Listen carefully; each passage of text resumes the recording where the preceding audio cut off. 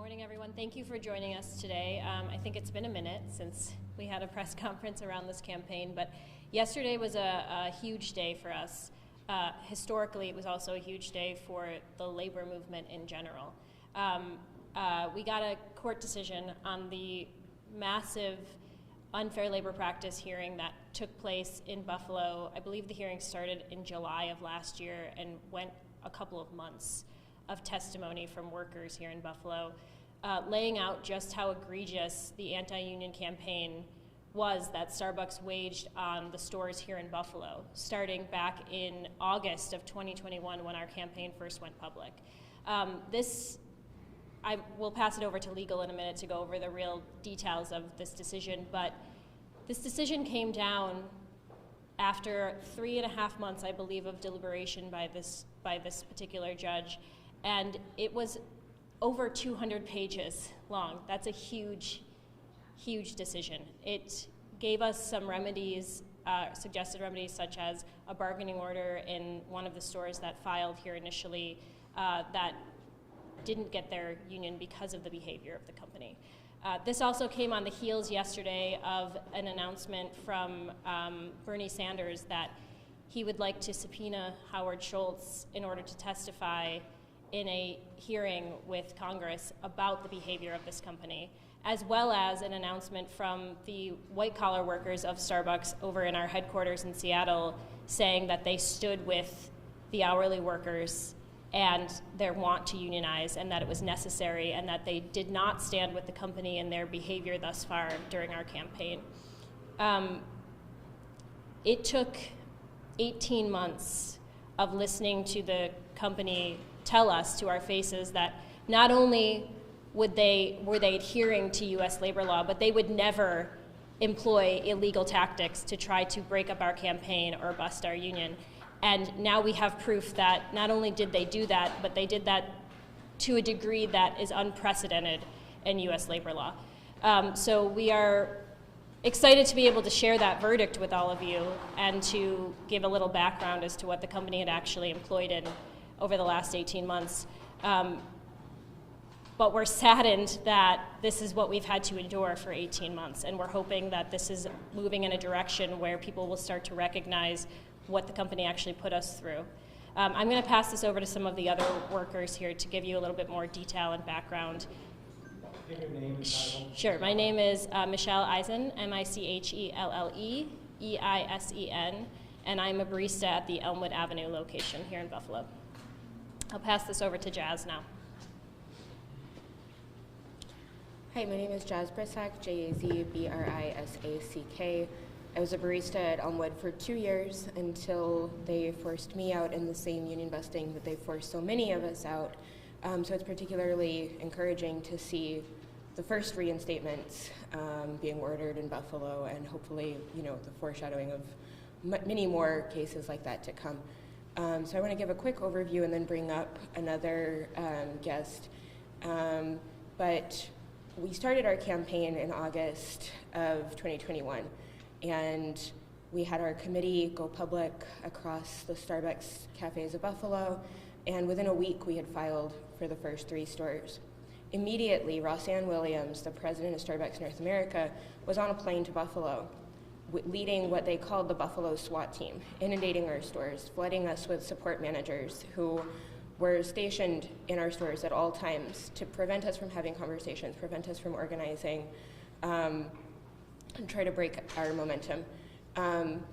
Reading the decision, everything from the phony excuses corporate used, like the fact that they were in Buffalo to investigate the carpet in our store's back room, to the actual threats and firings that they made, are in stark relief. I want to bring up Peter DeJesus with the Western New York Area Labor Federation for a minute, and then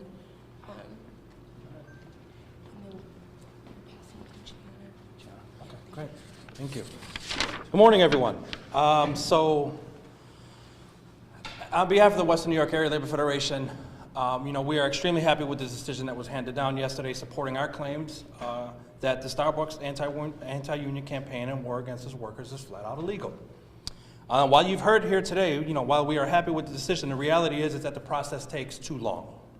And it is a prime example of why federal legislation like the PRO Act is needed to ensure that no employer, not even a billionaire, is able to violate the will of its workers. Legislation like the PRO Act would protect workers should an employer choose to violate the national labor law by ensuring that they would experience swift and severe punishment by the NLRB and the courts, which is currently not the case. So again, we celebrate the decision and hope that in the end, it will bring Starbucks to the table in a meaningful way and that their anti-union war against their workers comes to an end, an immediate end, not only here in Western New York, but across the country. We have serious issues when it comes to how corporate America is treating its will of its workers, its employees, right? These workers back here have every right to organize. They have every right to stand up and say what they need in terms of the conditions of their employment, right? The quality of their life. Nobody has the right to overlook that. So on behalf of the Western New York Area Labor Federation, we are happy to stand with them and will continue to stand with them until the day that they have the seat at the table that they so rightfully deserve. Thank you. With that, I am going to pass it to Gianna. Hello, everyone. Thank you for being here. My name is Gianna Reeve, Gianna Reeve, and I am a ship supervisor and freshly minted union member of the Camp Road location of Starbucks. To get to this point was treacherous. When Camp Road initially began organizing and we were part of the first 3 stores in their union drive, we were ecstatic. The feeling in my store was electric and we could not be stopped, it felt like. We were wondering, what can we do when we're together? And then about a week after the union drive was announced, corporate came down like a hammer to crush us. I'm here to tell you that they didn't succeed. They tried and they committed some of the most egregious acts of union busting that we have seen in modern history. And now we have the documents and we have the rulings to prove that. We've all known it. We've all seen it ourselves. But now we have the validation to take this where it needs to go. And that remedy is, like we've been saying, the bargaining order at Camp Road, so we can have our rightful right to bargain and negotiate with the company like we've been wanting to for about nearly 2 years now. This bargaining order is unprecedented, to say the least. To have this ruling come down and say, no, Starbucks did manipulate you. Starbucks did surveil. Starbucks was in your stores nonstop, just watching, hoping you would trip up, say something wrong, do something that's out of line with whatever their line of thinking is that day to get you out of the floor, to stop talking, to stop speaking up. It's incredible, and I hope that we can see more rulings like this come to the future for other businesses and other workers trying to organize, because that's their right. It shouldn't have to be a fight like this for workers to have their legal rights to a union. But here we are. And as much as I am ecstatic that I can say that I am now an official member of Starbucks Workers United, I am still frustrated that it takes this much to get us to this point.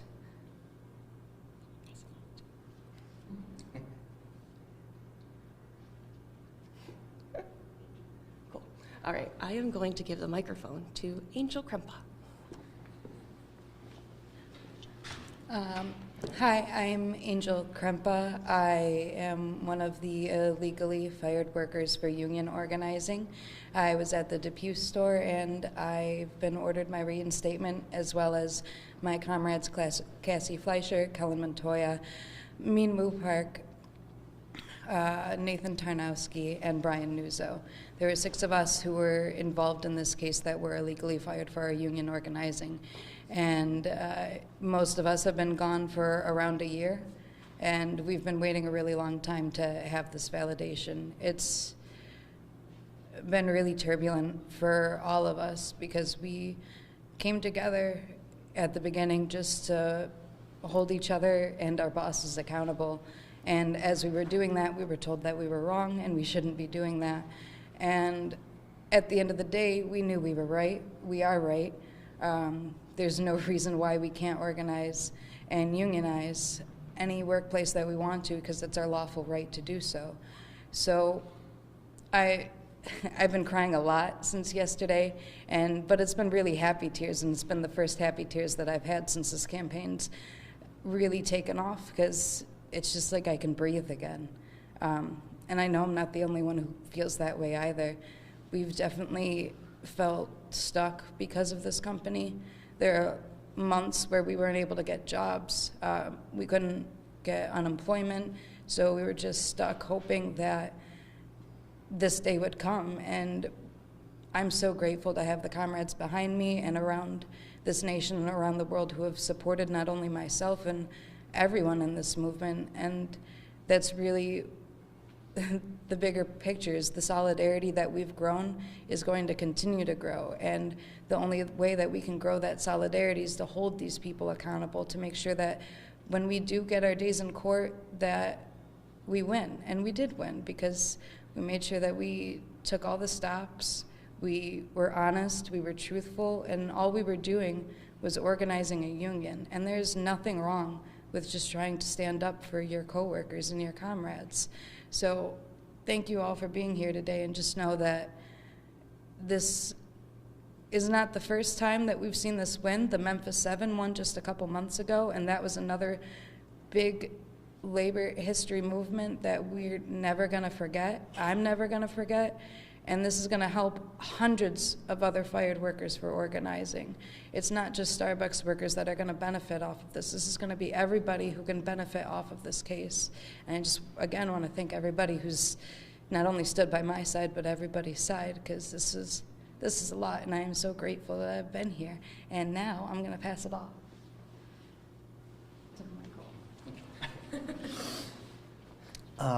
I'm Michael Sanabria. Michaelsanabria.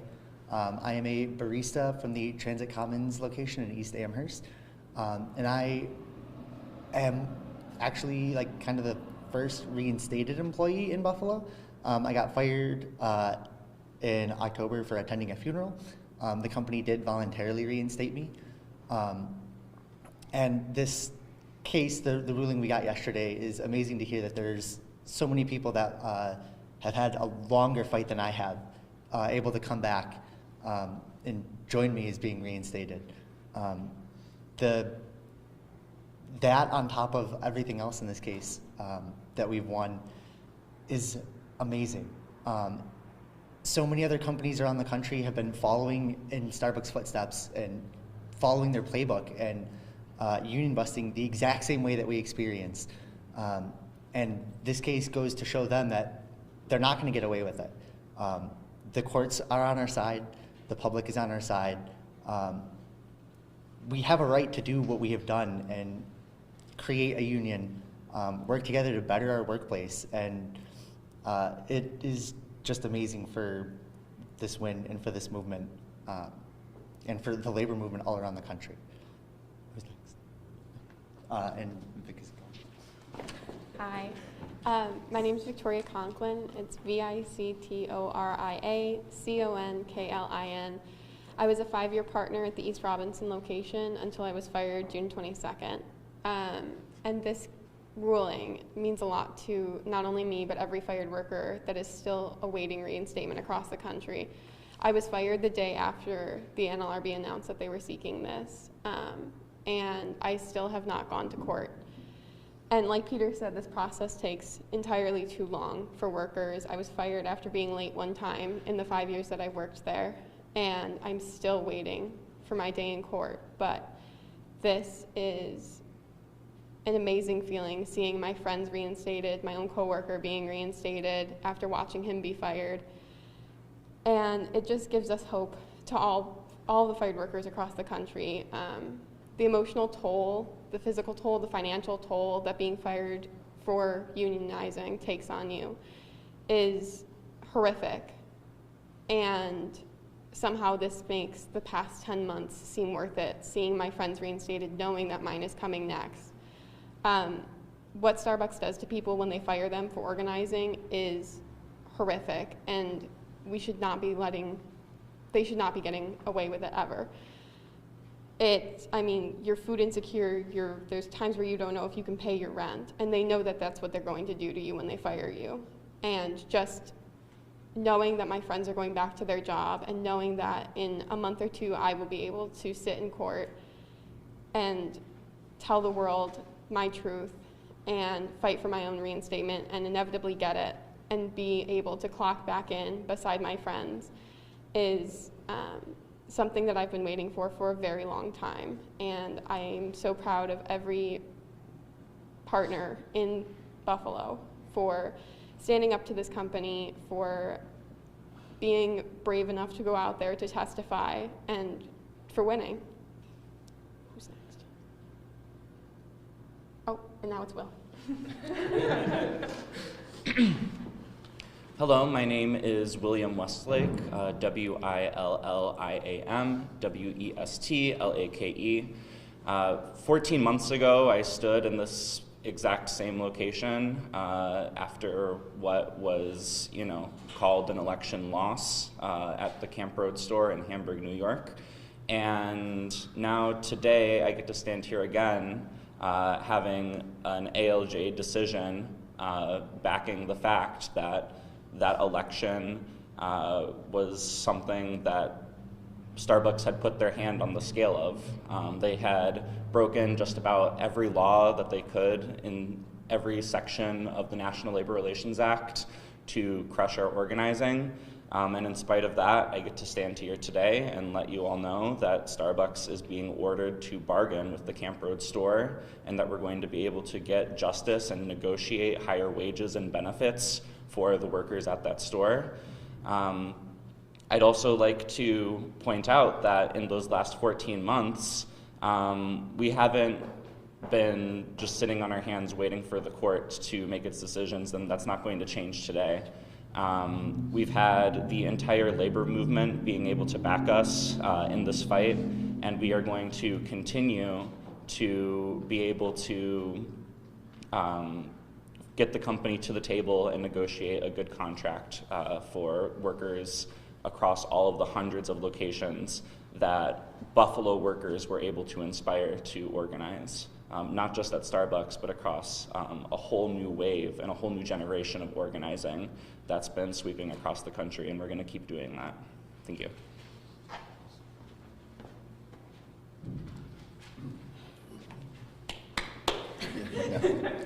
Hi, Richard Bensinger, Bensinger. I'm a senior advisor and union organizer for Workers United, and I'm the former national organizing director for the AFL-CIO. As Will just alluded to, a year and a half ago, these courageous workers lit a spark that inspired Starbucks workers across the nation to organize, and really inspired a generation to organize. And it's been described here, this is the level of anti-unionism here is hard to comprehend. It's almost too much to comprehend. The decision of the judges is almost so long. I've been doing this almost 50 years. I've never seen anything approaching this. This is, simply put, an unprecedented reign of terror by a corporation to try to intimidate and purge employees out of their federally sponsored right. Workers in this country shouldn't have to walk through a minefield to get a union. It should be an act of simple democracy. I was reading Michelle Eisen's tweet this morning, and congratulations. That's an 12-year partner, who really has led this movement.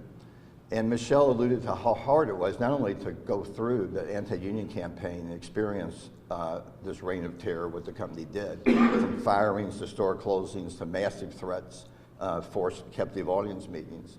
How hard it was for her and her coworkers to sit there while the employer denied this for the last 18 months. Not only did they say they didn't break the law, they said they're not even anti-union. I think the real thing Starbucks should be worried about is I think customers aren't stupid. I think customers go to Starbucks because, like I do, because Starbucks has always professed to be progressive.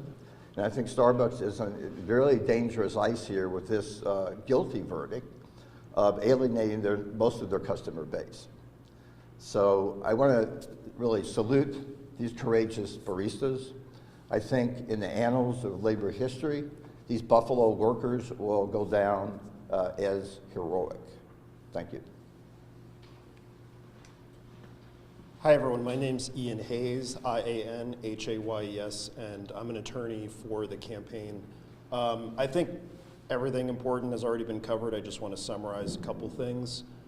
First of all, the judge's decision in this case, the conclusion is that Starbucks violated these workers' rights under federal labor law hundreds of times over here in Buffalo by immediately at the start of the union campaign invading Buffalo and creating coercion and disruption for months as a way of trying to stamp out the union campaign from the beginning and stop it from becoming a national movement. They did fail in that, but in doing that, it became clear that in the first days of the campaign, and this is the judge's decision in this case, in the first days of the campaign, the company made a decision to not only come here and disrupt the lives of hundreds of workers who were just trying to have a voice in the company that they care about, but to break the law hundreds or really thousands of times over in order to get what they wanted, and that they would deal with the consequences later. So this decision is them dealing with the consequences later. The judge's remedies that he ordered, as has been said, are unprecedented and very sweeping in scope. So the judge ordered that the company has to recognize the union as the workers' representatives at the Camp Road store, even though the union lost the election when this was all originally happening. Because of that, the company has to bargain with the union at that store, just like any other store where the workers have won an election. That is an extremely rare remedy that's reserved only for the very worst behavior on the part of a company. The judge ordered that 7 workers who had been illegally fired, of course, be reinstated to their jobs, be made whole, and actually be paid consequential damages, meaning any of the financial impact that sort of comes as a secondary effect of a termination. Starbucks has to pay those workers for those damages. It also has to pay about 25 workers, or maybe more, consequential damages for other financial losses that they experienced as part of the chaos that the company created here in Buffalo. On top of all of that, the company has to post a physical notice that's about 15 pages long, letting workers know what their rights are and essentially listing all of the violations that they engaged in here. They have to post that not just in stores in Buffalo, not just in New York, but at all 9,000 corporate-run stores in the United States. And they don't have to do that for a week or a month or a year. They have to do it for as long as the organizing campaign is going on, and it's going to be going on for a very long time. That notice will have the names of all of these workers who were affected, all of the fired workers, and that is, history, because every worker in every store is going to be able to look at that, even if it's 5 years from now, if there's still organizing going on, and be reminded of how this campaign started and how the company responded. And I hope that's going to have a far-reaching effect. The last thing I'll say is, also as part of the remedy, the judge ordered that Howard Schultz, the CEO of Starbucks, and one of the senior vice presidents of the company record a video saying, again, that they violated the law and telling Starbucks workers what their rights are under the law, and that video be distributed to every Starbucks worker in the country electronically. Yes.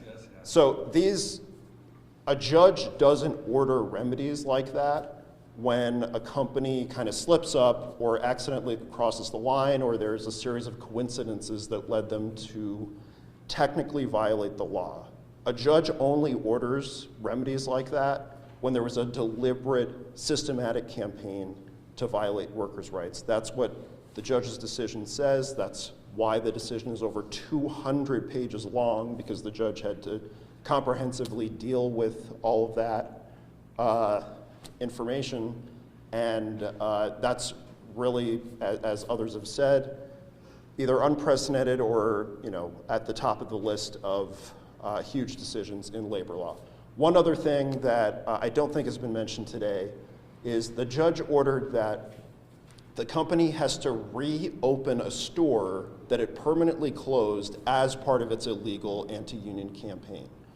At the very start of the campaign, there were a group of Starbucks workers at a kiosk location in the mall here in Buffalo, and the company sort of suspected or got word that that was a hotbed of organizing, and they, again, wanted to stamp that out. This is the Galleria kiosk location. As part of their illegal campaign, the judge found that the company closed that store permanently. Part of the remedy here is that they have to reopen the store and make all of the workers who were employed at that store whole for closing it and causing all of that disruption in their lives. Again, it's an extremely rare, almost unprecedented remedy, and it's part of the story here. So I can answer questions later, but that's all I have to say. Thanks.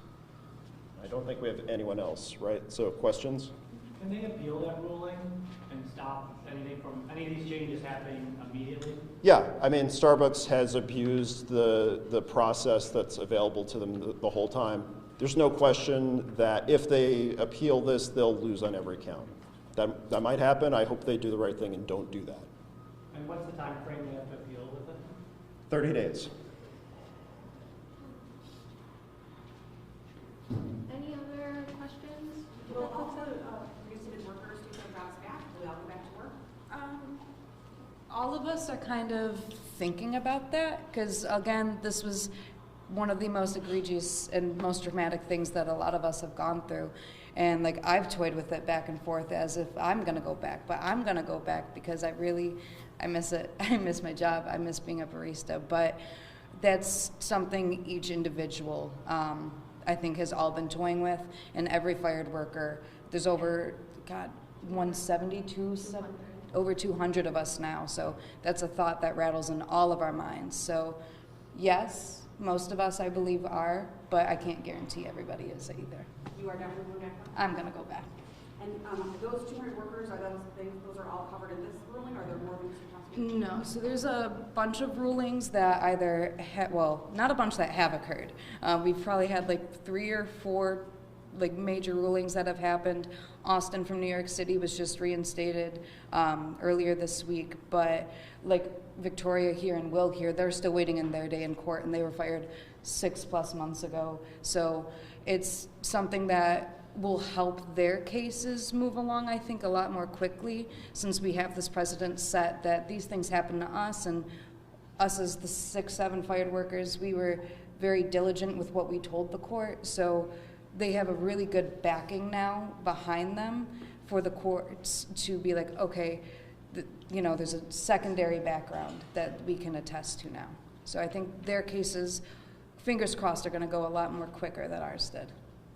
Really quick, I want to bring up Kellen, one of the constructively discharged workers, which means that he was forced out of Elmwood in retaliation for organizing. Do you want to just... Sure. My name's Kellen Higgins, KELLEN HIGGINS. I was constructively discharged out of the company back in April. I was given an ultimatum. I could either resign, take a leave of absence, or effectively be terminated.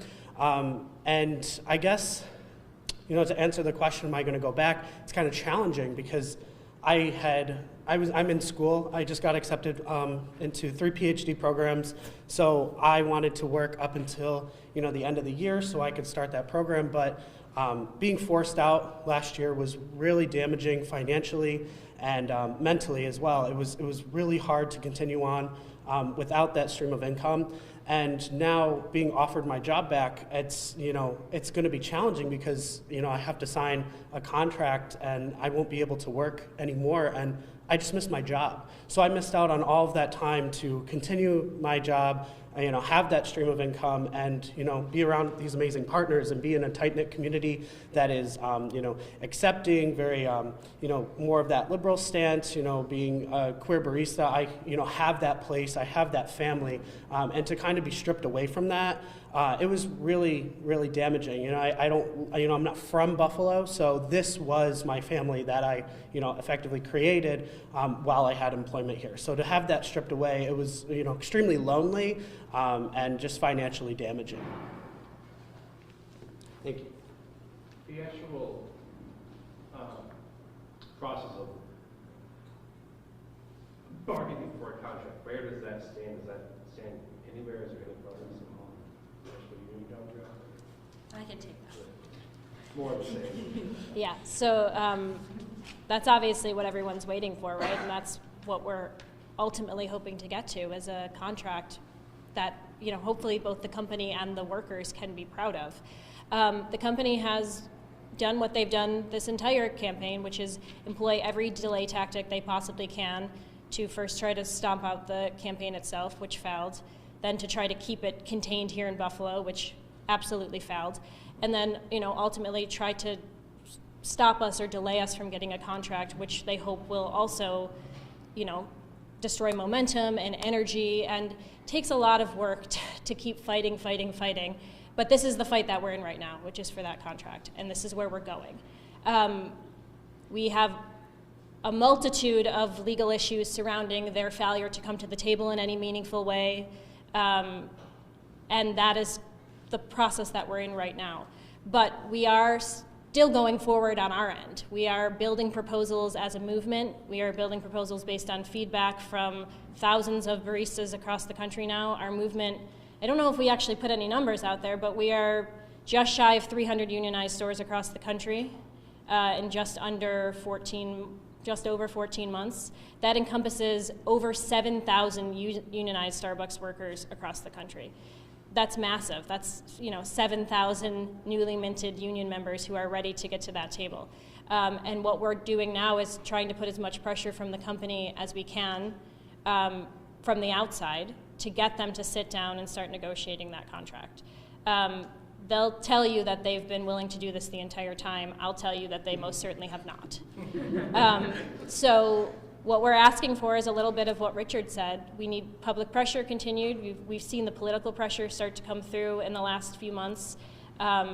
People demanding that the company do what's right, which is listen to our voices and allow us to put those voices into a collective bargaining agreement.